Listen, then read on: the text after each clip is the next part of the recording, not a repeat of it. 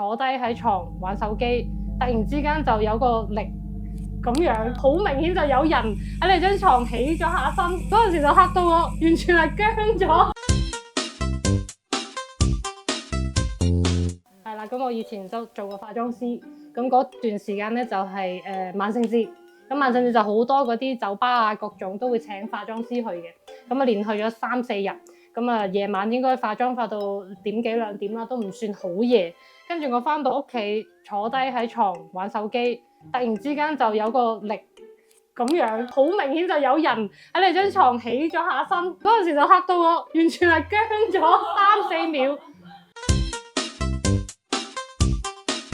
頭先你提到萬聖節啦，呢個時候同大家科普一下啦嚇。萬聖節咁我哋係西方傳過嚟嘅一個咁樣嘅一個節日啦。咁但係其實萬聖節嘅話咧，同我哋中國有一個節日雷同嘅，就係我哋嘅清明節。清明節居然喺呢個時候萬聖節，咁你會見到啦，好多人會着奇裝異服出嚟啦。對於下面嘅好朋友嚟講嚇，佢哋就會以為係咪你哋喺上面歡迎我哋上嚟啊？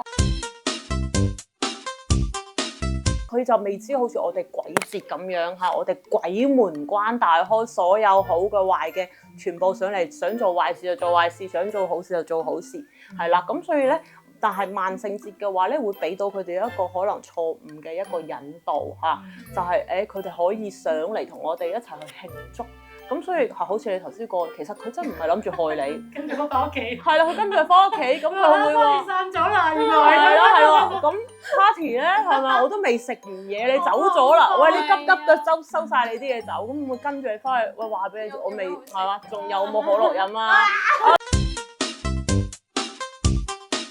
萬聖節嘅話咧，對於我其實俾好多個信徒，尤其是係小朋友嚇，好多家長係會話，我想帶小朋友去玩啊，咁其實對小朋友反而係可能佢哋招惹嘅呢啲好朋友嘅機會係會大啲嘅嚇。你成日講嘅呢啲叫